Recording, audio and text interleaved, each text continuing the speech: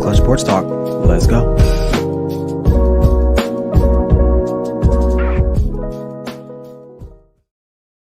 Good morning, everyone. It's me, your boy Ryan Flowers, aka Clutch Sports Talk, in the house. It's Sunday. It's another edition of Clutch Sports Talk NFL Sunday, and today it's this weekend it's a divisional round in the playoffs for the National Football League. We got lots to discuss. Also, the Bengals.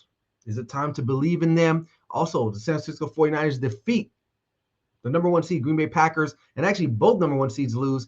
That hasn't happened in a couple of years. So I'll give my thoughts on that. And what's next for those two number one seeds that lost yesterday? They got a lot to unpack there. And also, finally, the clutch picks of the week. I'm going to be talking about the next two games today. We got the NFC game. We got the Tampa Bay Buccaneers and the LA Rams. And finally, the nightcap, the Buffalo Bills go on the road to Kansas City to take on Patrick Mahomes and the Chiefs. So, hey, sit back and relax and enjoy the show. This is Clutch Sports Talk NFL Sunday morning with me, Ryan Flowers. Let's go.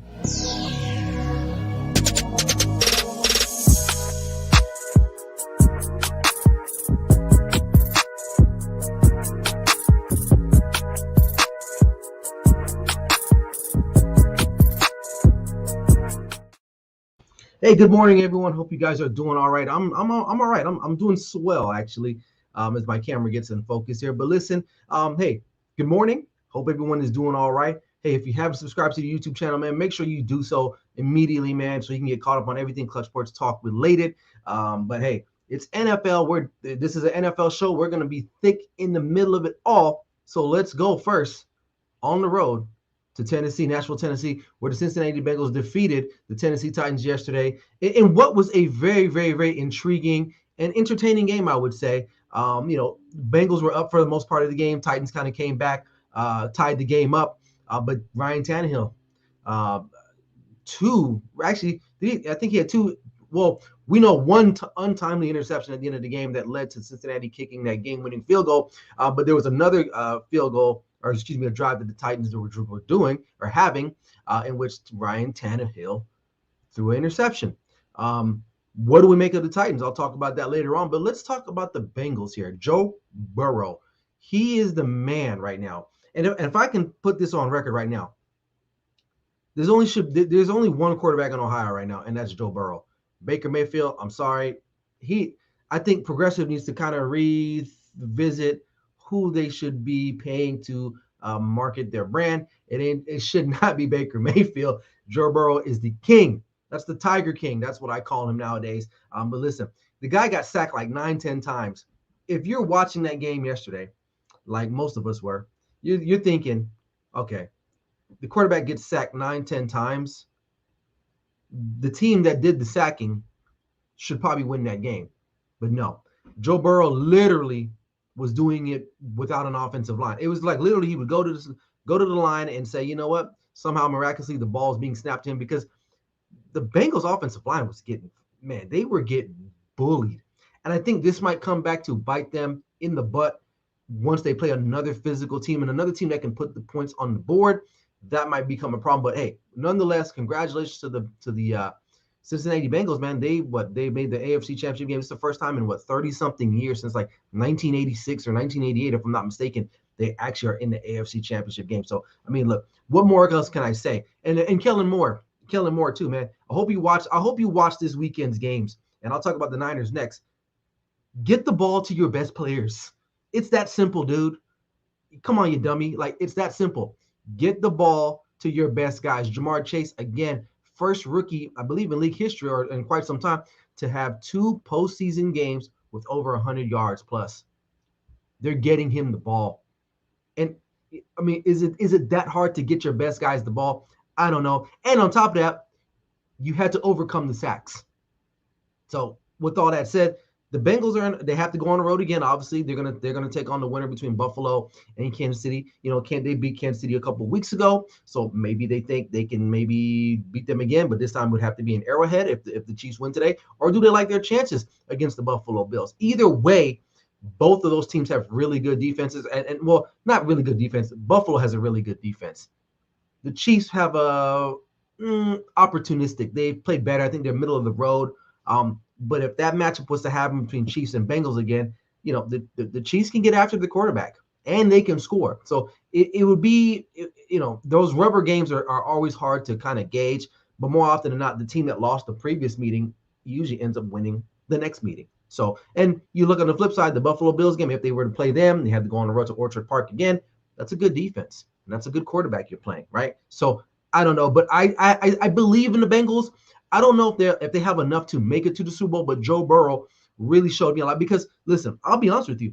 I wasn't on the Joe Burrow bandwagon, like really. Like I thought he was a good player. I understand that, but I didn't know what to think of him, really. He had that great year in college, came out, rookie year, has some decent stats, gets hurt, battles back 8 months later, and look, now his team is in the AFC Championship game. So would he get a vote for comeback player of the year? Absolutely. Absolutely. I know Dak Prescott probably was trying to get that award, but who knows? Maybe not. Maybe Joe Burrow has stepped up now because of his play and his ability to come back from a gruesome injury as well, and provide his team with a service on getting them to the next level as they advance throughout the AFC playoffs. So we'll have to wait and see who they'll play today. That the Chiefs Bills game, I believe, is like what? I forgot what time that game is. It's like noon. I think it's noon or 3 o'clock our time. Who knows? I don't know. But anyway, we'll see. All right. Moving right along, let's talk about the San Francisco 49ers. And while I do that, I just want to shout out Deebo Samuel. I had made a video about him like a month or two ago on my Instagram, it was Instagram, if I'm not mistaken. The guy's a beast, man. And again, Kellen Moore, you dummy. Get the ball to your best players. It wasn't a high-scoring game, okay? Niners ended up winning, 16-13, right? And their only offensive touchdown was a punt block. Okay, I understand that. There were opportunities that they were moving the ball. I don't have the stats on me exactly, but I'm watching that game, and I'm saying, you know what? They're going all out. They throwing to Debo. He's in the backfield. Even to close out the game, he was in the backfield before he rolled up his ankle a little bit, had to come out. But by then, they were already in Green Bay territory. They just needed to kick the field goal. That's what you have to do. And honestly, yesterday, when watching both of the games, of the afternoon game and the evening game, you can see a difference. And I hate to bring up the Cowboys here again, but listen, the Niners are a physical team and they're well coached. They put their players in positions to make plays. That's simple. It's that simple, and that's exactly what they did. Both teams, even the Titans. I'll give the Titans credit, even though they lost. And I'll talk about them here shortly, and even Green Bay, right? Those are well-coached teams. Now, their mistakes are made throughout a game. I understand that. That happens. You can't be 100%. No one is 100%, right? But watching the Niners, the way they go about their business, you would think that, that game of DeMeco Ryans, hell of a game plan. Hell of a game plan. Now, he probably should get some nods for head coaching. We'll have to wait and see what happens in the offseason. But hell of a job against what's probably going to be the NFL MVP, right? And what could be the last game for Aaron Rodgers in the Packers jersey. We'll wait and see, right? But listen, that game was ugly. It was cold, but it was two physical pound-for-pound heavyweight teams slugging at it. The Niners were not they only gave up 7 points going into the half. They battled back. They got some turnovers. They weren't able to smooth the ball. And Jimmy G, obviously, I don't know, man. He keeps winning. But is it because of him, or is the team around him just kind of carrying the load? I don't know, man. He just didn't have a good game, but neither did Aaron Rodgers. So credit to both defenses. So, and that's going to happen. Even the best players in the world sometimes have a bad game because they run into a good defense. And what I noticed with the San Francisco 49ers, they were like, you know what, Devante Adams, go ahead, get your 9-10 catches. We're good. Somebody else come and beat us. Someone else come and beat us. And that's what happened to the Green Bay Packers. They had no one else to show up. And in the playoffs, and Michael Irvin said it best this week when he was talking about the Cowboys, when you have stars, your stars have to shine bright in the biggest moments, and the biggest moments is in the playoffs. And outside of Devante Adams, they have no other really star with other than Aaron Rodgers and Devante Adams. There was no one else to go to. Right? The defense was keyed in on him, and the Niners did a hell of a job. They did a great job. I mean, Aaron Rodgers did not have a very good game, right? I mean, you could blame maybe the weather a little bit, but that's their home field. They're used to playing in that type of environment. So, but kudos to the San Francisco 49ers. We'll see. What's going to happen next? Will they have? I mean, they're going to still have to be on the road. Is whether they're going to go back to LA and play the divisional rival, the Rams, or they're going to have to travel and go and play Tom Brady and Tampa Bay Buccaneers, which will that be decided later on this evening, right?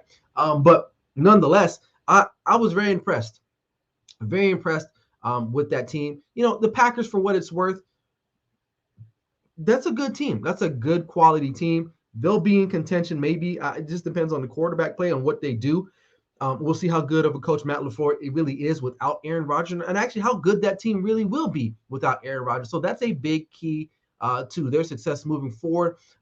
They do have some pieces, but they need star play. And Devante Adams is a free agent. So there's a lot of turnover. So I'll talk about that here shortly. But back to the 49ers. I mean, Deebo Samuel is probably their best player on their team. I mean, arguably, you got Nick Bosa, but Deebo Samuel is so versatile that you can line him up anywhere.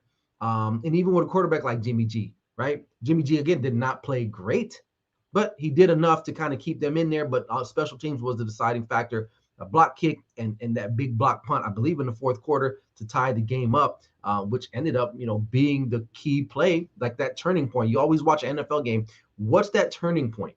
And that turning point was right there, that block kick by Willis, and then Hafunga, the safety for the San Francisco 49ers, recovered it, walked it in, ties the game up. It kind of deflated Lambeau Field, and you can kind of feel like, whoa, what's going on here with the Packers? We got a comment in here already. Nope, we don't. That's some random, I don't know what that is. But anyway, so I don't know, man.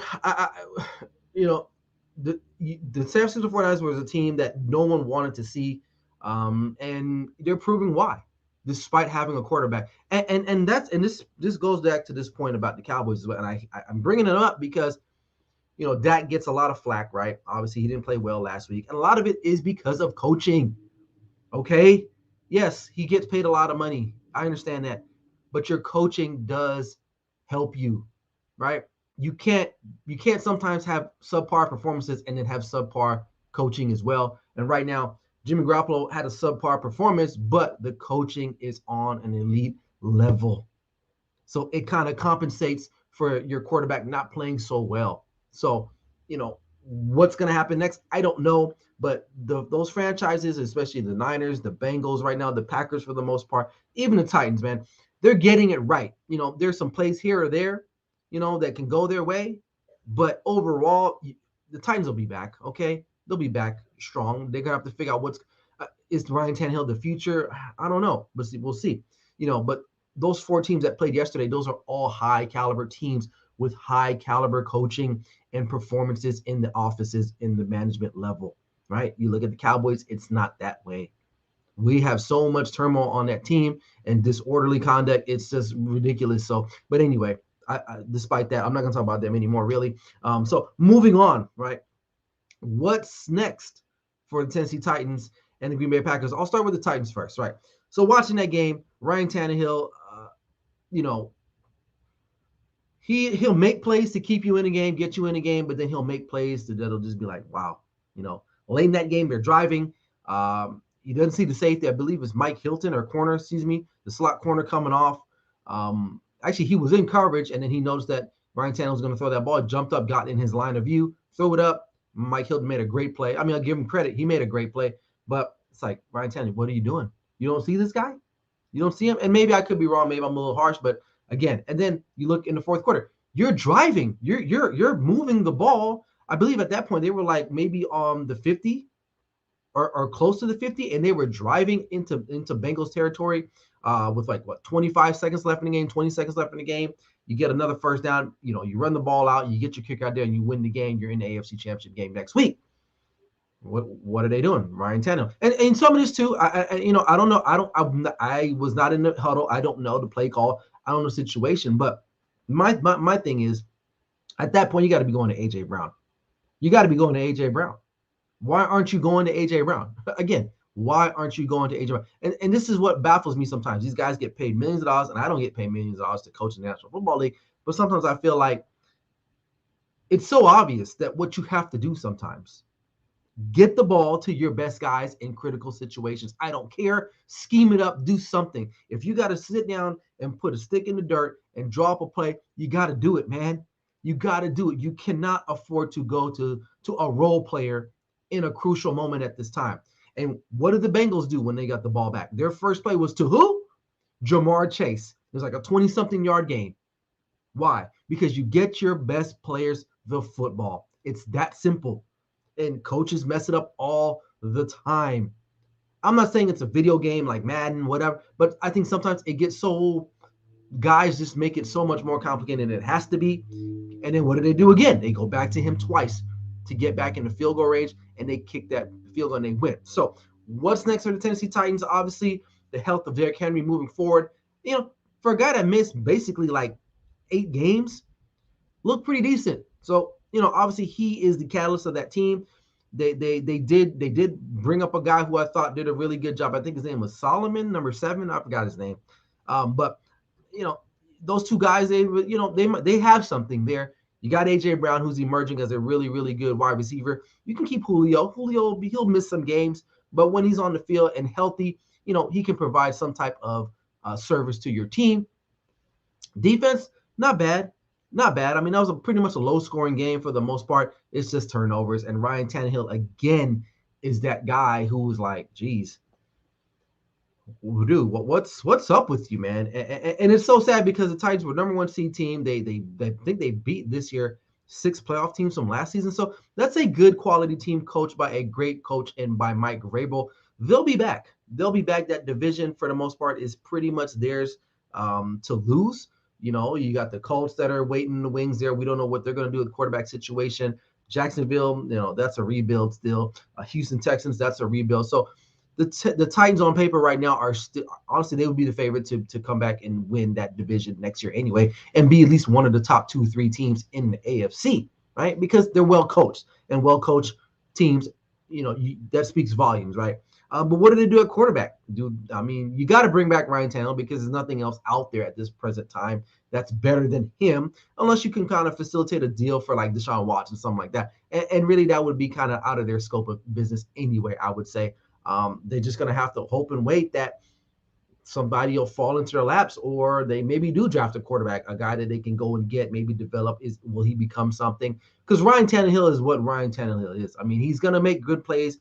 He's, for the most part, but he's going to kill you down stretch games because he's not that guy. He's not that guy. And it showed yesterday a little bit late in those games. He kind of tightened up, made the interception, que sera. So if you're a Titans fan, it hurts this morning because you had a really good season. Despite not having your best player for majority of the whole entire season, you still were able to solidify the number 1 seed in the AFC. And like I said, again, when I look at the grand scheme of things in the AFC, it's the Chiefs, it's the Titans, and that's pretty much it. After that, it's and the Bills, maybe, yeah, the Bills, those 3 teams, and after that, it's a drop off, man. Like, you could arguably say who's next? Maybe the Ravens, I don't know, the Raiders, maybe, not the Chargers because their coach is going to screw it up somehow. The Steelers, they don't have a quarterback, right? Is there another team lurking in the bushes there, in the weeds that may come up? I highly doubt it. The Colts, I mean, these are middle of the road teams. They're good, but not great type of teams. The only really great teams are the Chiefs, the Titans, and the Bills, right? Because they do certain things that at an elite level. Obviously, we know what the Chiefs can do, with Patrick Mahomes. We know what the Titans can do when Derrick Henry's there. They run the football, right? And then you also got the Bills. Hell of a defense. Quarterback is solid too. And then after that, it's like, well, you got the Ravens, but is Lamar going to get hurt again next year? What's his future going to look like? So if you're a Titans fan, it sucks, man. But just know you're not my team. My team, the Cowboys, they suck. They're soft and they're overrated and they're overhyped. I'll say it. And I'm a Cowboys fan. I'm a deep Cowboys fan. But I'm just keeping it real. I'm keeping it 100 for everybody because that's what I'm here to do. So don't feel too bad because you could be a Cowboys fan and you'll know, like, dang, man, like we really have no hope. We really don't. The Titans the Titans were easily, if Tannehill doesn't throw that interception, they get in the field goal range, they kick it, and they win, and they're in the AFC Championship game, man, at home next week. So there is some light at the end of the tunnel for that organization and for that team because you have a good head coach, which we don't. Okay, so we'll have to wait and see with them. But okay, moving on to the Packers. Listen, this team is gonna be a very tough offseason for Green Bay Packers and their fans. You know, you listen to Aaron Rodgers post game comments yesterday. He doesn't want to be around for a rebuild. He's not involved. He has no interest in being around for a rebuild.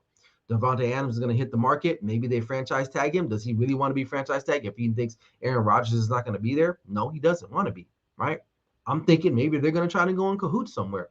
Rodgers is going to still force his trade, get up out of there. Maybe. Honestly, I thought that he would have stayed.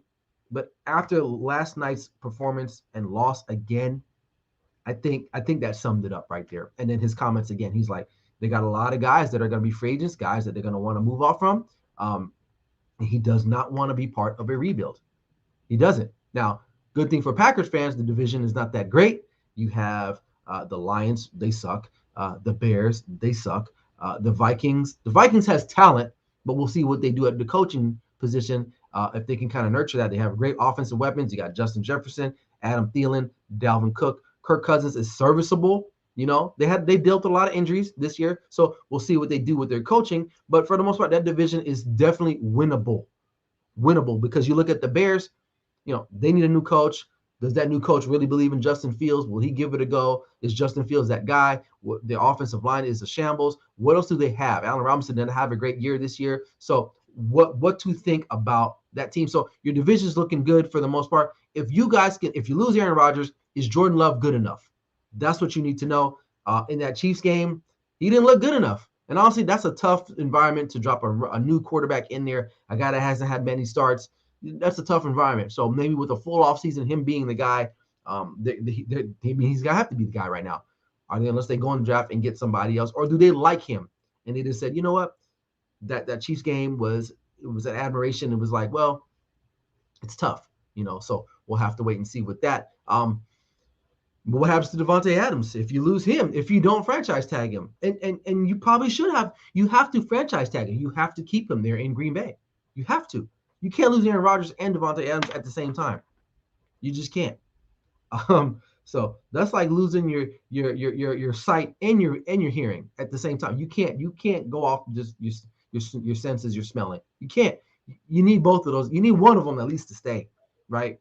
But does Devante Adams want to be there? I know a lot of people are going to be putting on the full press for him. I know Derek Carr, they both went to Fresno State. Derek Carr, Fresno State guy, he's going to be putting on the full court press to try to get Devante Adams because the Raiders do need a number one wide receiver, right, to help him out, right? Maybe. So we'll have to wait and see there. But Packer fans, I think the Packers are a little bit they're far. Their offseason, well, they're more in trouble than the Tennessee Titans.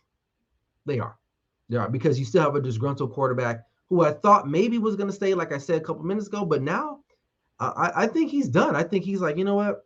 Couldn't get it done this year. Again, I'm 0-4 against the Niners in the playoffs. I can't do it with this team anymore, and he doesn't want part. He has no sense of urgency to be with a rebuilding roster, with a rebuilding team. So Packer fans, you should be a little bit more concerned than Titans fans waking up this morning because it's going to be rough, man. It's definitely going to be rough. All right, so that's what's next for those two teams. We'll see what happens in the draft and the free agency upcoming here in the next couple months. So definitely exciting stuff. We're going to keep our eyes on Aaron Rodgers and see what he wants to do. A couple landing spots. There's a couple teams out there that needs a quarterback. Denver, Pittsburgh, maybe Seahawks. Maybe they want to make a trade for Russell Wilson and Aaron Rodgers. I don't know how viable that is, but hypothetically, because they're both under contract at this point, who knows, right? So Denver seems like a very good fit, right? Miami, maybe got a new head coach coming in. Who we all know Tua's days are numbered, right? In Miami for the most part. Maybe they try to make a trade there, right? You still got Deshaun Watson in play. Who knows, right? We don't know. So we'll just have to wait and see what's going on with that. All right. Before I get up out of here, man, I got the clutch picks of the week. Short show today, man, obviously. Let me get this slide up here. Here we go. So clutch picks, divisional Sunday. I got the Buccaneers to cover -2.5. They're at home. They're playing the Rams. They remember the beating that they took in LA. It was earlier on in the season. Obviously, the Rams are hitting on all cylinders. OBJ is playing phenomenal. 6 touchdowns in 8 games, something like that, some crazy stat like that. We'll see today. What Matthew Stafford shows up. This is a big game for Matthew Stafford. If he wants to prove his naysayers wrong, this is the game to do it. It's playoff time. You've heard he got his first playoff win last week, and it really wasn't like a beautiful game, right? His team won that game for him. Von Miller's coming on strong. He's picking up his sack. That's what they got him for, right? So we'll have to wait and see here. But it's going to be a close game, but I think Tom Brady still edges them out at the end of the day. Just because the quarterback played, if I have to compare the two quarterbacks, you got to go with Tom Brady. Now the Buccaneers roster is not as potent as it once was a year ago. No Leonard Fournette, no Chris Godwin. Mike Evans is still there, right? Gronk is still there, but it's just a different team. Defense is still pretty solid. Secondary still banged up. So we're going to have to see what happens here with that matchup with Cooper Kupp, OBJ, those guys out there, Van Jefferson. Will they be able to exploit the weakness of the Buccaneers defense, which is their secondary? But I still like the Buccaneers at home at -2.5. I'm just not going against Brady, man. I just can't do it, right? All right. And the other game, the Kansas City Chiefs, this is another close one. A rematch from a couple months ago. It was a Sunday night game where the Buffalo Bills came into